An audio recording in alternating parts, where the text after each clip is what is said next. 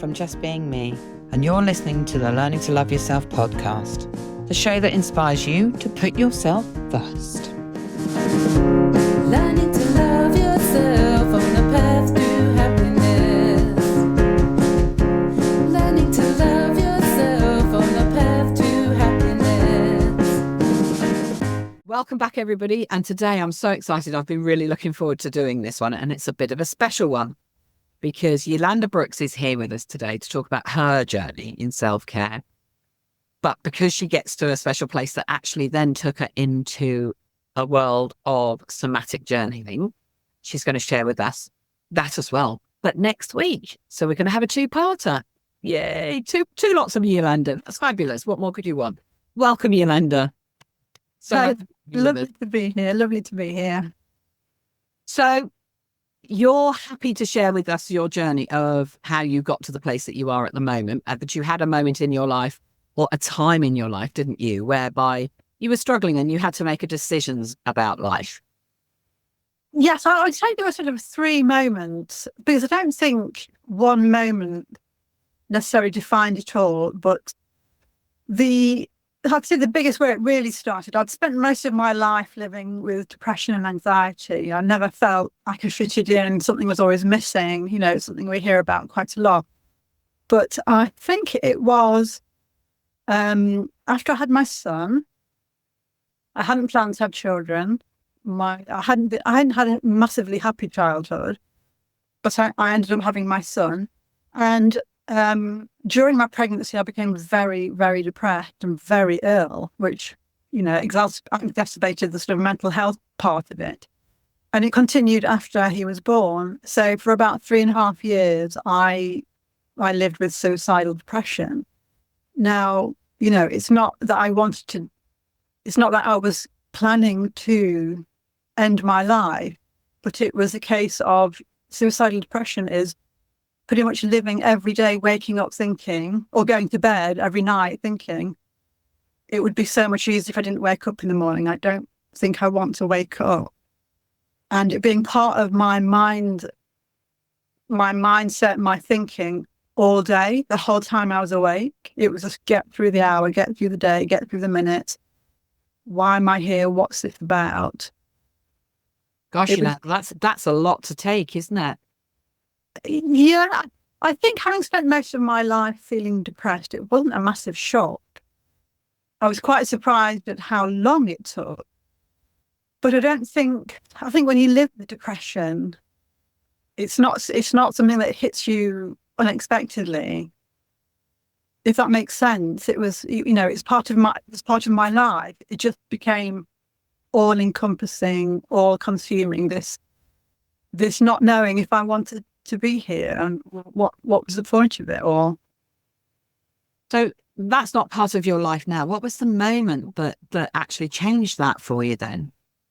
I think back then, so by the time my son was 3.5, I spent 4 years in this really deep depression. And I used to live on a really high part of Nottingham. It's quite hilly in Nottinghamshire.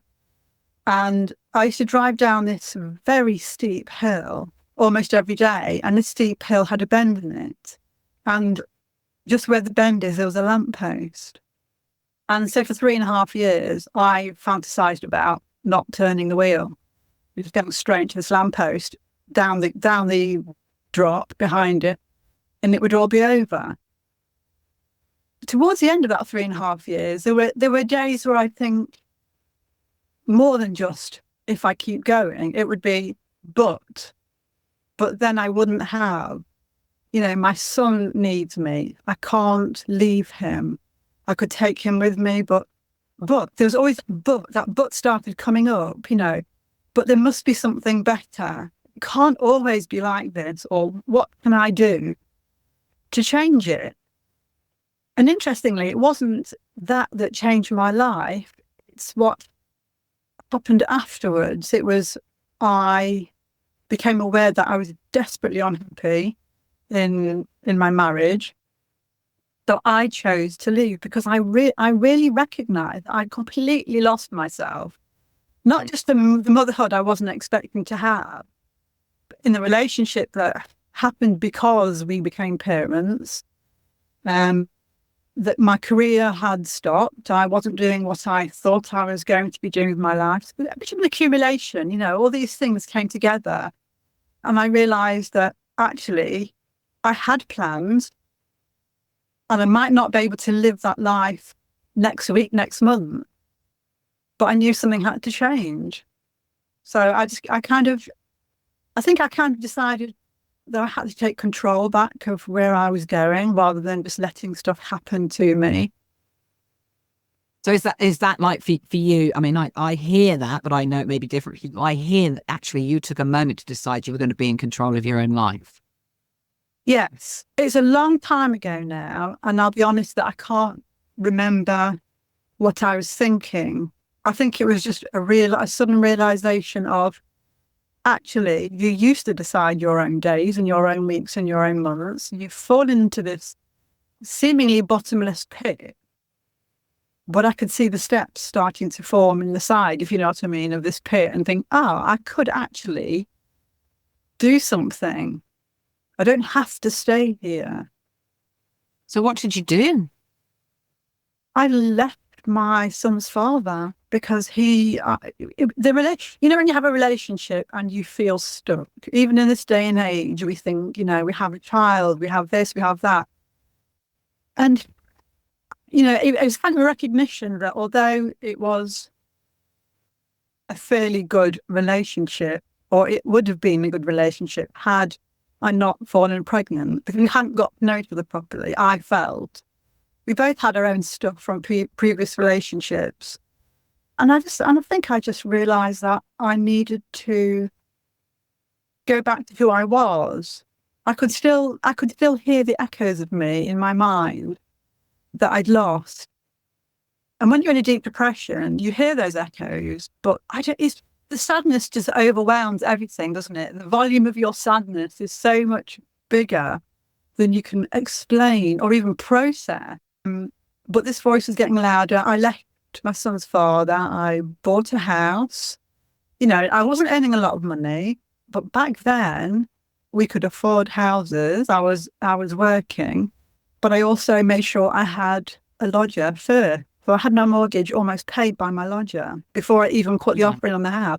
So my brain was back thinking logically, you know, if you do this, that, and the other, this is your way out. So that's what I did. And then, you know, worked hard, raising a child on my own, worked 7 days a week. Still depressed, but I could feel myself coming back. And when Jacob was about 8 or 9, I had hypnotherapy. I tried it a few times before and it hadn't really done huge amounts for me. I had a bit of counselling. But I really believe it's finding the right therapist. So Absolutely. yeah, somebody who... Connection, isn't it? You need a connection. Yes. And it was really interesting because all the counsellors and therapists I've had tried before were female. This was a man, and I was a little bit uncomfortable because back then I saw all my issues as being man-related. Yeah. As you kind of do as you're younger. You know, my father left when I was a kid. My first relationship, I ended up being more of a carer than partner. And then with Jacob's father, I vanished into being a, you know, dutiful little wife and a mother. And yeah, it was really interesting that it was really odd to be talking about this stuff with a man. But he was so gentle and so patient, and he spent so much more time with me than I ever paid for, because I was in such a state. I think he could see that if he sort of said time's up, you know, that might just push me over the edge. I think he could see that. And the interesting thing about hypnotherapy is that I found was that all the time I was under this sort of therapeutic relaxation, my mind was still going. And I'd said to him before, I said, look, I've done the counselling, I've got a degree in psychology, I've read every mental health book going, I've analysed myself into the ground. And you know what you're going to say to me? You've got to bypass my mind and get in there. But all the time I was in sessions, I think I had 6 or 7 with him, and they were, you know, upwards of an hour to 2 hours long. And I was always thinking, Jake's going to go home, what should I have for dinner? My back hurts. This is happening. What am I doing next week? And I'd walk out of there thinking, this isn't working. This isn't working. And it was quite devastating. But a few weeks after my sort of 4th or 5th session, something happened at work that would ordinarily have triggered me into going into complete meltdown. And it just didn't. And it was as though this guilt, this internal perpetual blame, it just wasn't there. Oh, wow. And it was apt. And it wasn't just with work. It was work, home, friends, everybody. This guilt of I should be fixing everything. I'm rubbish. I should know better. It was gone because logically I knew all this stuff. I can't fix other people's problems and I couldn't be responsible for things. Yet the old little guilt of I'm wrong had always been there, and suddenly it wasn't. And the freedom, the mental, emotional freedom was amazing. I bet that was a real moment in Yes. Yes, absolutely. Absolutely. So from that, you've grown and you've put other self-care into your world? From that, yes, I became, I think, and with everything, you're on this sort of trajectory of learning and feeling. Absolutely. And then it goes slightly over the top, don't you? Before I you realise settle, you're slightly over the top.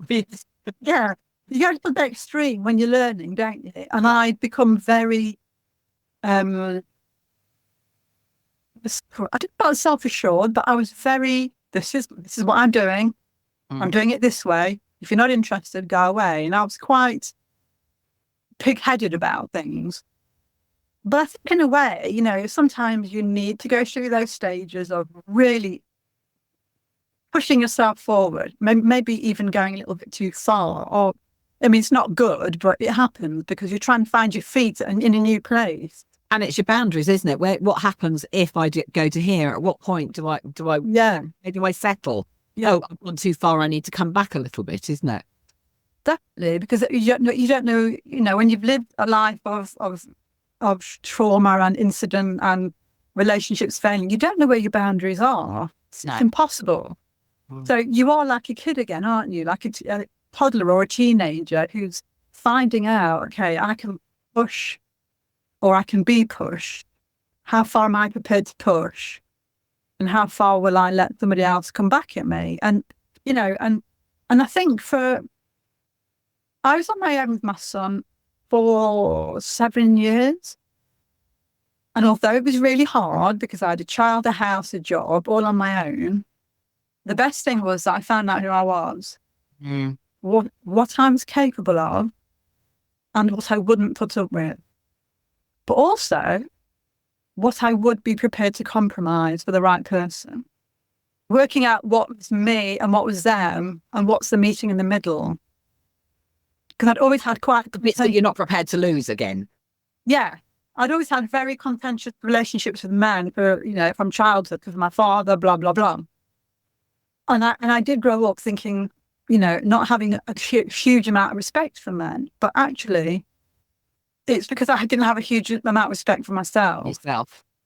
Yeah. And once I had that, once I had my boundaries in place of who I was and where I wouldn't be pushed, the kind of men that I then met, not just relationships, but friends and acquaintances even in trade, because I was self-employed and I had to do a lot of business with men. And I really found there where my boundaries were, what I wouldn't, put up with. And I couldn't be sweet talked, I couldn't be bullied. I had me. My boundaries were me, and this is what I will and will not accept. So that, that was a massive learning curve about my ability to relate to men, which had been so damaged. Thanks, isn't it? Because, a large proportion of the world is male, and actually a relationship with men to start off with makes it hard, isn't it?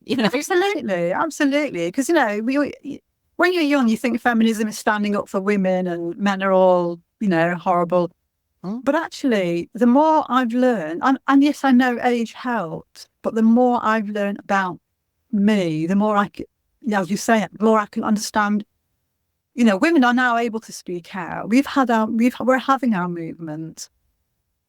We know who we are more and more, but men are still very stuck. Patriarchy didn't just hurt women, it hurts men. Because they're not allowed to have emotions, they're not allowed to say what they want, they're not allowed to be a carer or be dependent on their woman sometimes, and that, as far as relationships is concerned, I heard something really interesting. I think it's Esther Perel. She's an amazing relationship counsellor. And she was talking, I think it was her, but somebody was talking about the fact that if a woman is functioning at 20% of her capability for whatever reason, health or, hormones or children, the man needs to pick up that 80%. But in the same way, a man should be allowed to then be only at 20% and know that his woman will pick up 80%. Yeah. And if it's two women who live together, I don't have experience of that, but, do two women who live together, do they find it easier to do that, or is it harder? Two men, I just find the whole relationship thing really, really interesting. One of the problems isn't it, is the fact that we're stuck in this stereotype of, although I say stuck in, I do think it is coming out because I have witnessed myself, little people in my world.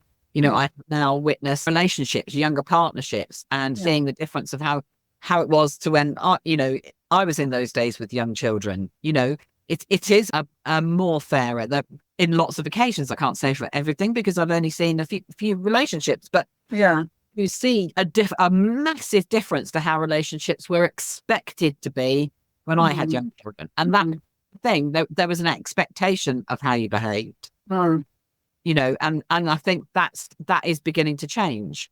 And I think it's very much about, actually, as a woman, if you know your boundaries and you know where you want to be. I've always been quite strong-willed, but also done the bit where I'm going, oh, okay, I say my piece and then go, and not, I can say not overly great relationships with men, but also not overly great relationships with women. Yes. So not having that, not sure wherever I went, it was always, the wrong place to be. But finding yourself and going, okay, this is who I'm going to be, and these are my boundaries, and this is what I'm prepared to put up with, and this is what I'm not prepared to put up with. Makes a difference, I think, whether you're male, female, or whatever. And I think that's about recognizing yourself, isn't it? Which is what you did amazingly. Yes, eventually. I mean, it did take a fair old while. It's hard work, you've heard the saying that we're all onions, just emotional onions. We're peeling layers, don't we?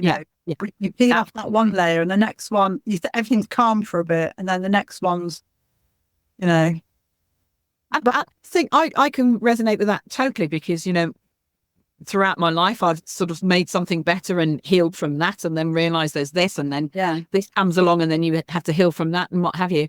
Because I didn't have my boundaries in place, because I didn't know who I was, and because I don't really know any of these, I've sort of stumbled along, now being in my 50s going, okay, actually, do you know what? I think I might just have worked out who I am. And at that point, I'm able to go, oh no, this is my boundary. I'm sorry. Or actually, this is my boundary, but this is a different circumstance. How do I work that one out? And the ability to ask myself questions and just do as is expected. Yes. To walk away from the herd. Yes. And I think that's what we've all been trained to do, is just plow on through. Don't question anything. Just keep going.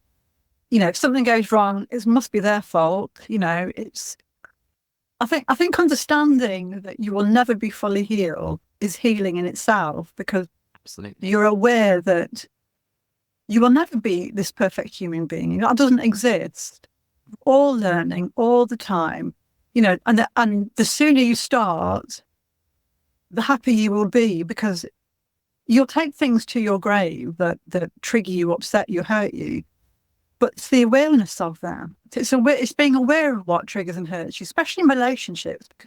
We can have a conversation or a discussion with somebody.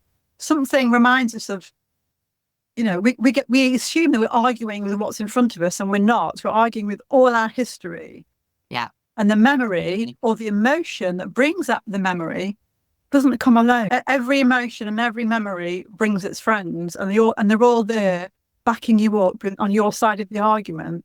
But the awareness that you're doing this helps them recede back into the background, and you can then refocus and think, oh, no, okay, this is current me, not past me or future me. This is current me discussing with current them who may not be aware of their triggers. So even if they're not, but you are, you'll notice communication change. It's so much less combative. And it's about getting to know yourself, isn't it? Yes. It's everything about getting to know yourself. Yeah. Because that's not how we've been trained. No. To be, is it? No. And it's very important for people to hear, actually, I mean, I spend a lot of time talking about this, do you know who you are? Do you know what you really like? Or are you just being in a world of, let's just get through, let's just do today? Because I know myself, I had no idea who I was. No. I was. Well, I think this is the whole thing, isn't it? It's whose voice are you listening to? And, our identity is, we have two identities. We have the person that we've been molded into, who we believe we are because our parents, siblings, teachers, friends, whoever told us. Yes. Yeah. And then we have the identity that is genuinely us underneath it all. And it's quite hard to find until you do the work on your, for me, it's inner child work, because we are, every human being is born beautiful and pure, and it's only when we're corrupted by the world and the adults in it that we lose who we genuinely are. And it's finding that. When I first started on this career path, I'd always wondered what people said when they said, find your calling, find your passion. I'd never had that. Well, I thought I had. And then when I started studying and I started writing, which was my way of expressing and getting things out, I found after 40 years of not writing, it wasn't me finding a calling. It was the thing that was calling me from my childhood. Oh. That we ignore. Yes. And I had such revelations going back to what I wanted to do as a teenager or as a child makes absolute sense. And everything I'd done in the meantime was a distraction, gap filler.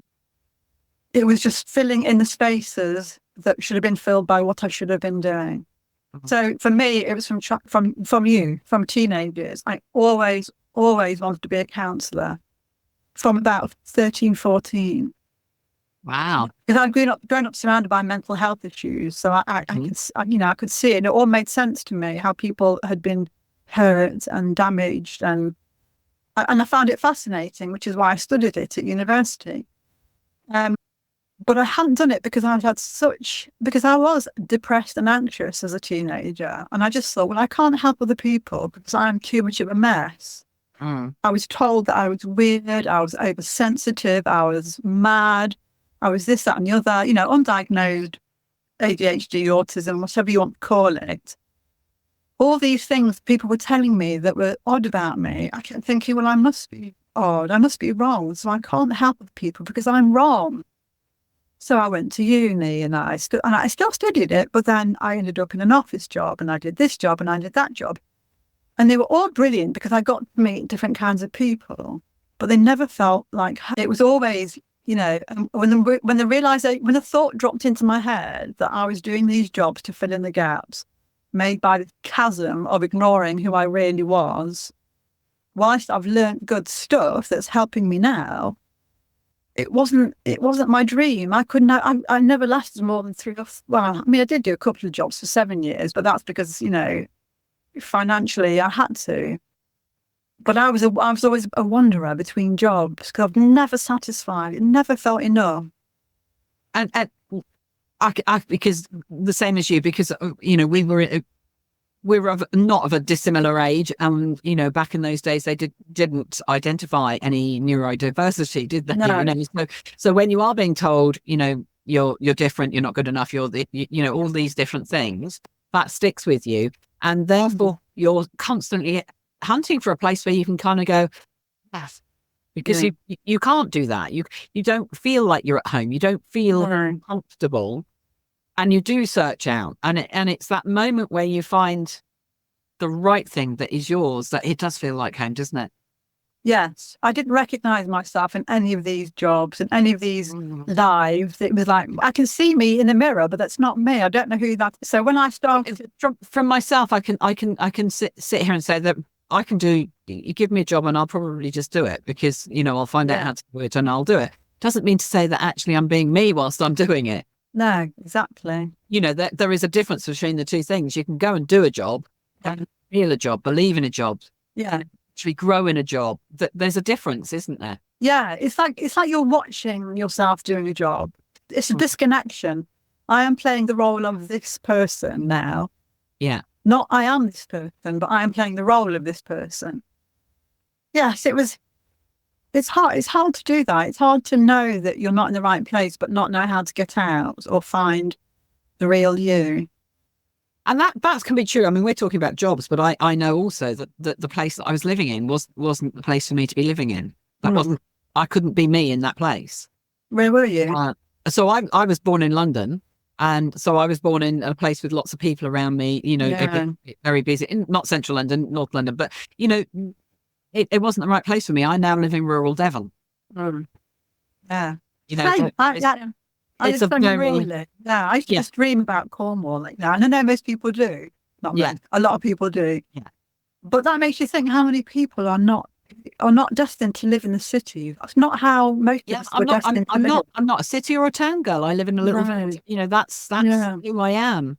And it really works for me to be living like this. It really works for me. How did you get to the somatic journaling? How did we, was that something you took up because it was something that was in from your childhood, or was that something that sort of you just came along the way and it was something completely new to you? A few years before, I'd been on holiday with my family, and I when you've had depression, you sort of notice the signs of thinking. Yeah. And I thought, oh God, I'm going again, and I really, really didn't want to. And my brother gave me a book to listen to, which was a bit life-changing, The Power of Now by Eckhart Tolle. And I listened to that on audio, and my anxiety just vanished. And it completely changed everything for me. And sort of over the years or two after, it's more of sort of realization that, okay, I'm going to be hitting 50 soon. What's the plan? Because, of course we never feel our age, but when I hit 50, I just had a huge awareness. And this does not mean to sound maudlin. People are always saying, "Oh, that sounds so maudlin, you're so depressive." No, 50 means most of my life is gone and I haven't lived yet. What the hell am I going to do with the last 20, 30, maybe 40 years? But the good years, what am I going to do with the good years I've got left, where my brain works, my body works, everything works? So I took the winter off to have a little think. I took about 2 or 3 months off. And almost immediately, I signed up to do a winter writing retreat. So it was journaling or poetry writing in response to prompts. And I'd done it the year before, and it was quite nice. It's quite a nice sort of hibernating kind of cozy thing to do. And I used to really enjoy writing in the early morning when it was dark. It just felt so cozy. This year I did it. I didn't get very far through it before it didn't feel enough. But this is why I love Facebook algorithms. Because once I'd signed up for that, pushed out another one, and then another one, and then another one. And then these courses started coming up. So over the course of between January and April of a couple of years ago, the free webinars, masterclasses, mini courses, I think I did 60. You went for it then? I went for it. And I just sat here at my desk, letting things pop out of Facebook, going click, click, click, click, click. And it wasn't just random. It was stuff that interested me, which is why the algorithm is brilliant. If you click on something that interests you, really interests you, and allow all the others to come and just go, yep, yep, yeah, rather than no, no, no. It's amazing what comes out. So I started doing these 60 courses. And before you know it, I'd done mindfulness and meditation, super consciousness. Oh, so it's just so many things. And yeah, I'd done 3 writing. And then what did I sign up for first? It's such a blur. It's such a blur of courses that I'd signed up for. But I hit upon somatic therapy. So I've retrained as a somatic attachment therapist, which is all about the trauma that is stored in the body from birth, pre-birth. And it's, you know, and the fascinating thing about trauma is not what happens to you, it's what's held inside, is how you couldn't respond, which is a really interesting take on it. That is. Really, really fascinating. And then I did an NLP course, and then I did the circle facilitation. I think that was the first thing I did. And that was, I just cried. Within 5 minutes of that starting, I cried and cried and cried. It was amazing. So cathartic. And I did a couple of other courses. So now I teach mindfulness and meditation. I'm a somatic therapist, conscious intelligence coach, looking at how we sabotage ourselves and how to get away from those patterns and why we do it, you know. But the writing, in combination with the somatics and the writing, I picked out all the bits that really sort of made my eyes widen, and I started to put them together. So I've developed a way of somatic writing for therapy. And what I found amazing... For yourself to start off with. I did it for myself, but I thought, if it helps me like this, I can't possibly be the only person that it helps. What was really interesting was that writing after a really deep meditation and being able to write non-stop poetry, which I'd not written since I was 10, 11 years old at school. And all of a sudden this poetry was coming out, these book ideas, these stories kept coming out. And quite often I'd write things and think, what on earth is this rubbish I'm writing? None of it makes any sense. I don't know what it means. Because you're not allowed to go back and analyse it. You're not allowed to stop and reread and correct. You just go for about 20 minutes. So I'd go off and make a cup of coffee, come back and read it, and just probably burst into tears, because it was like everything from here went onto the page. Wow. So it's literally your heart out. Yeah. It was just amazingly cathartic. And I've done it with people in workshops who've said it's like therapy, but not intimidating, not expensive, not frightening. It's all coming from them. It's self-therapy with me sort of guiding the way. And it's really fascinating what comes up in these workshops, because quite often people don't know what to expect. But quite often they can be writing and I'll say, okay, just finish that last sentence. And we'll have a breather, or go on to the next write. And they'll say, but we've only just started. It's only been a few minutes. And I'm like, no, you've been writing for 15, 20 minutes. And they're shocked. You know, so I've had a teenage girl who didn't want to go to school, couldn't stop writing. I've had GPs and doctors and nurses and, you know, holding back the tears. I've had somebody say, every write is different, because I tend to do 2 or 3 writes in each class. She said, every write is a different story, but they've all got the same thread. And I can see in this thread of what I'm writing, what I need to sort out, what I need to fix. So she'd come knowing something was missing, but not knowing what the problem was. But she could see in these 3 writes, in her own words, exactly what she needs to focus on. And it was just, I just find it amazing, because quite often it is hard to say the words out loud, but writing them down. And the reason it's different to journaling, yes, you can go into free flow, go into absolute flow of writing, but it's conscious. Okay. So what I'm going to do actually, Yolanda, is I'm going to stop you here, because of the fact what I want to do is bring all of this out in our next session together. Yeah. Because then it's all in one space for people. So, you know, people who listen to me regularly know that we will put everything down below for Yolanda. So the next session along where we're going to expand on how somatic journaling works and why, etc., will be next week. but you have the chance to go and check Yolanda out now because all the bits and pieces are down below. But come back again next week and we will bring you into the world of somatic journaling. Thanks for being here this week, Yolanda, and we will see you again for the next one. See you later. If you feel you need a little bit of self-care accountability, then Just Being Me's accountability group is the perfect place for you.